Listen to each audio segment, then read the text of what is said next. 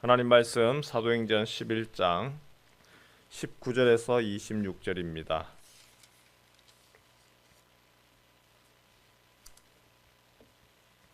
사도행전 11장 19절에서 26절입니다. 그때에 스데반의 일로 일어난 환란으로 말미암아 흩어진 자들이 베니게와 구브로와 안디옥까지 이르러 유대인에게만 말씀을 전하는데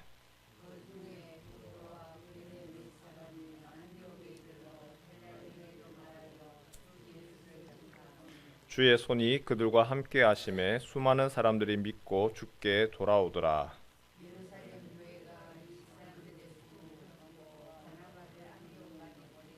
그가 이르러 하나님의 은혜를 보고 기뻐하여 모든 사람에게 굳건한 마음으로 주와 함께 머물러 있으라 권하니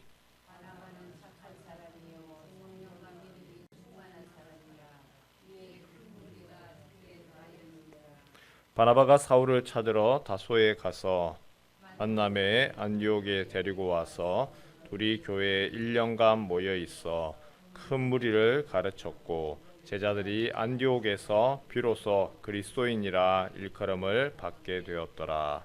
아멘. 여러분 그리스도인이십니까? 여러분 그리스도인 맞으신가요?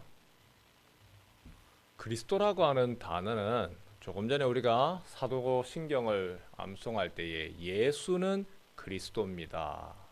그리스도는 구약에서는 메시아의 의미죠. 메시아를 이제 신약에서 헬라어로는 그리스도라, 구원주라라는 뜻입니다.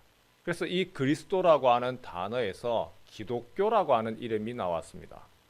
왜 그러냐면 그리스도 우리 조금 더 헬라어로 그리스어로 이야기하면 크리스투스가 됩니다. 크리스투스. 근데 이걸 중국어로 읽으면 중국 사람이 읽으면 기리수두가 됩니다. 기리수두. 그런데 이거를 짧게 하니까 기리수두 하니까 기독 이렇게 해서 음력을 그렇게 한 거죠. 그래서 우리가 기독교라고 할 때에는 그리스도교, 그래서 구원주 대신 예수를 믿는 종교, 그게 바로 기독교입니다. 그래서 이 이름이 그리스도, 여기서 나왔죠. 그런데 그리스도라고 하는 이 단어는 처음 어떻게 시작이 되었느냐 하면 그냥 그리스도를 우리는 오늘날에 그리스도라고 하면 교회단입니다. 나는 교회단이 크리스찬입니다. 그리스도를 믿는 사람들, 영어로 하면 크리스찬이죠. 그냥 교회단입니다. 그런 용어로서 우리는 그리스도라고 하는 말을 씁니다. 카페를 갔는데 어떤 분들이 이야기를 해요. 이야기를 하면서 나는 교회 다니기는 다니는데 나는 썬데이 크리스찬이야. 무슨 말이에요? 나는 신앙은 그렇게 깊지도 않고 일요일마다 그냥 교회만 가는 사람이야. 썬데이 크리스찬, 썬데이 그리스도인이다. 평일날에 보통날은 그리스도인 아니고 나는 일요일만 그리스도인 된다. 교회 간다. 뭐 이렇게까지 해석해도 될 것 같습니다. 그런데 이 그리스도인이라고 하는 단어는 그렇게 사용하는 용어가 아니거든요. 그리스도를 위해서 내가 헌신하고 그리스도를 위해서 내가 모든 것들을 바치고 그리스도를 위하여서 배우고 그래서 그리스도를 위해서 살아가는 사람들, 먼저는 교육을 받은 사람을 이야기합니다. 그리스도인이 도대체 되는 게 뭐냐? 그리스도 예수를 위해서 살아가는 게 뭐냐? 왜 그리스도인이 되어야 되느냐? 먼저는 배우는 사람. 그래서 충분히 배워서 그리스도가 원하는, 예수가 원하는 길을 걸어가는 사람을 그리스도인이라고 이야기하는 거죠. 오늘 읽은 내용이 바로 그 말씀을 합니다.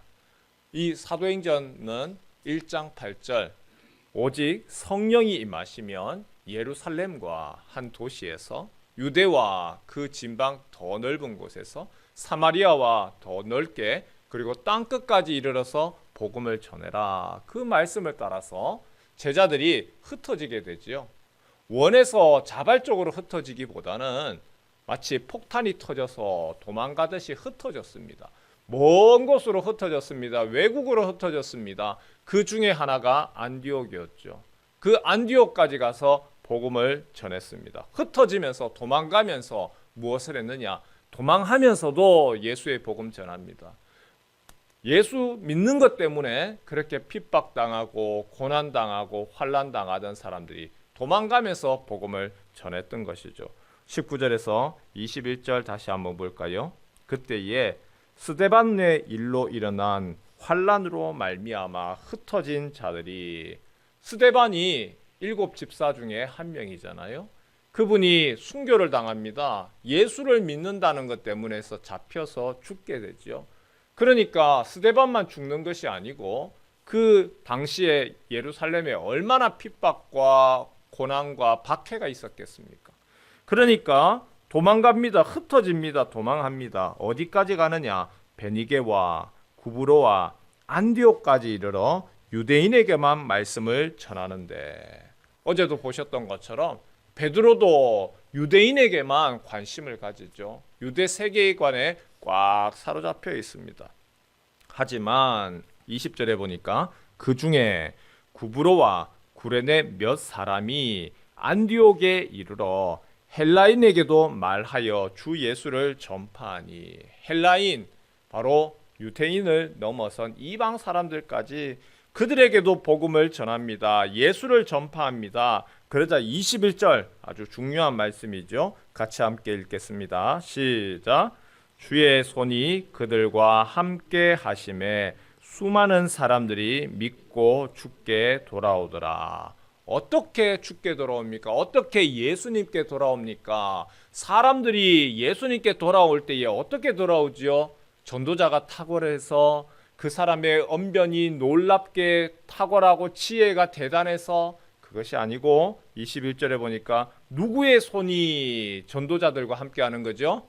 주님의 손이 그들과 전도자들과 함께 하니까 말씀을 전하고 전도를 할 때에 놀라운 역사들이 일어난다는 거죠.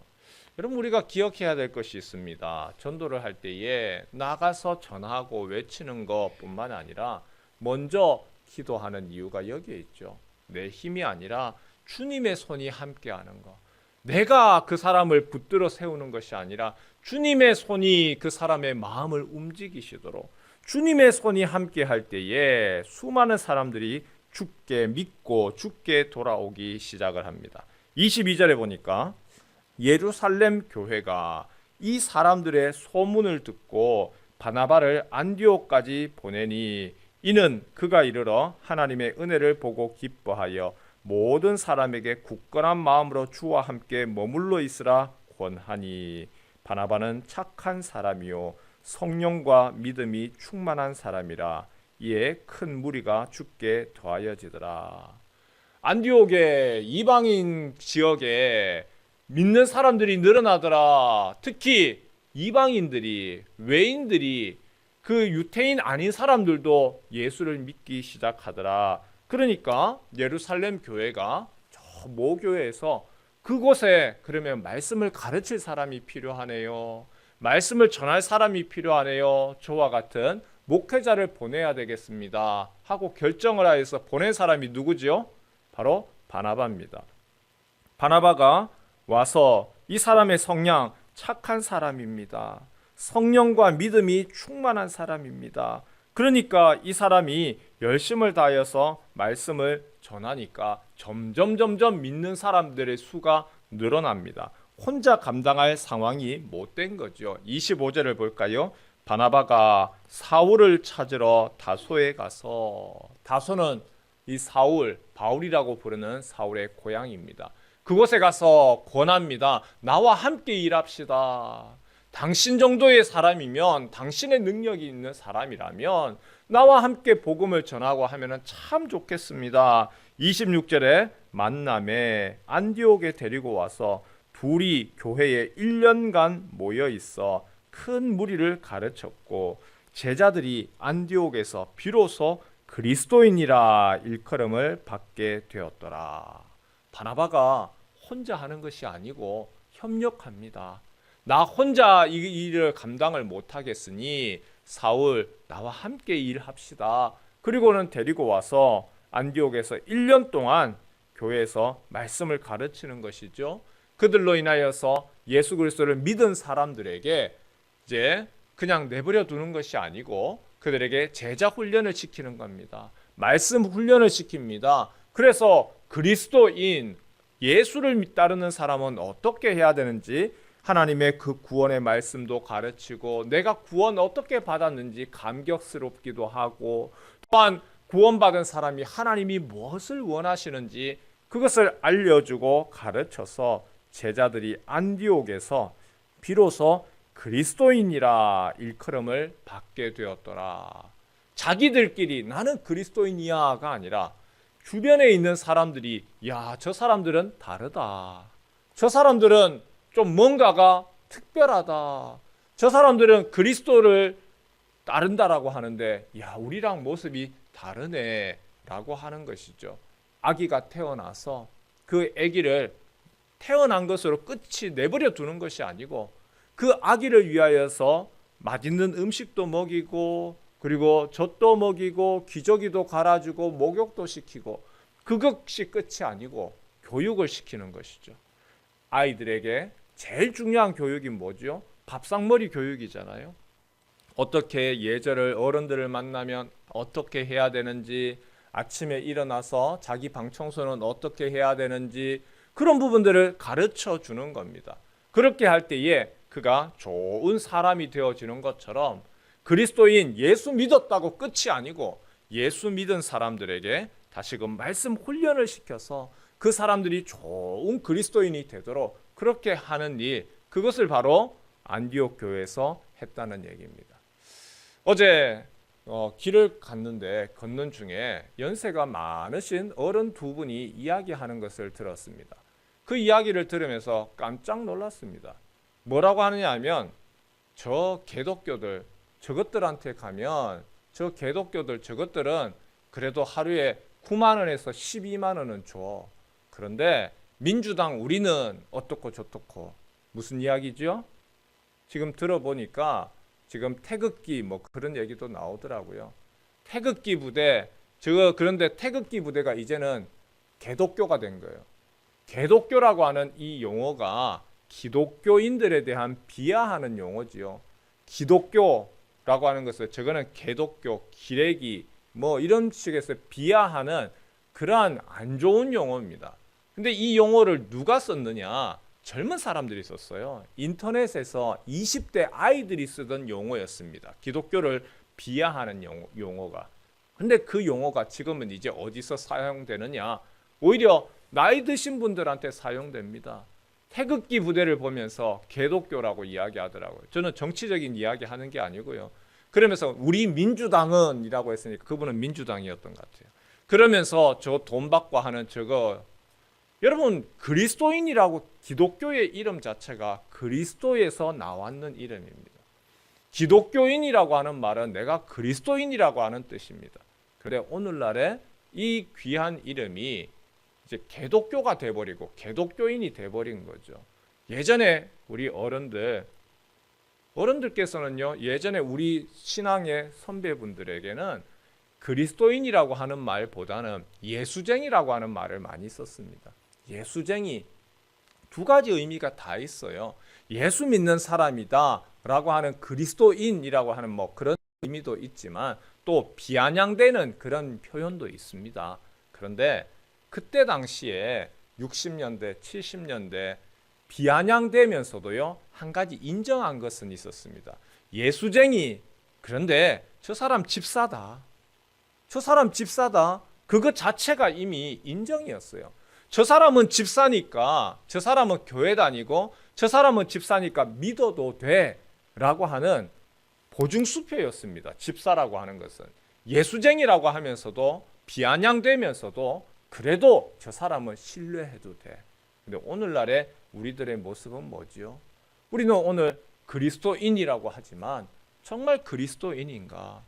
그리스도인으로서 우리가 그 구원에 대해서 충분히 알고 감격스럽고 그리고 말씀을 배우고 그리스도를 따라가는 그런 사람들인가? 그런데 그렇지 못하고 무늬만 그리스도인이라고 하니까 우리에게 돌아오는 것은 그리스도인, 옛날처럼 예수쟁이, 그래도 저 사람 집사인데 이것보다는 오늘날 돌아오는 말은 개독교라고 하는 것밖에 없는 것이죠. 오늘 이 아침에 우리가 기도할 때 주님, 내가 참된 그리스도인 되기를 원합니다. 그래서 그 말씀에 하나님의 말씀이 구원에 대해서 내가 먼저 크게 감동하고 감격하고, 그리고 그리스도인은 교회만 다닌다고 그리스도인이 아니거든요. 하나님의 말씀을 배우고 훈련하고 묵상하고 어릴 적부터 밥상머리 교육을 해서 잘 된 사람, 야, 참 괜찮다 하듯이 그리스도인은 주님의 말씀을 배우고 훈련하여서, 그래서 어디 가더라도 야, 이 사람 참 다르다, 남다르다 칭송하는 용어입니다. 이 내가 주님 일 따르는 먼저 그리스도인 되게 하시고, 우리 교회가 참 그리스도인을 길러내는, 그래서 훈련하고 그리스도인을 길러내는 그런 교회가 되게 하시고, 그리고 이 땅에서 이렇게 왼쪽 오른쪽 갈라져 있습니다. 그리스도인은 이쪽도 아니고 저쪽도 아니고 찢어졌는 것을 붙들고 그거 아니야 라고 하는 것이 그리스도인의 사명인데, 특별히 이 나라를 위하여서, 찢어진 나라를 위하여서 우리가 함께 간구하고 기도하는 이 아침 되시기를 주님의 이름으로 축원합니다.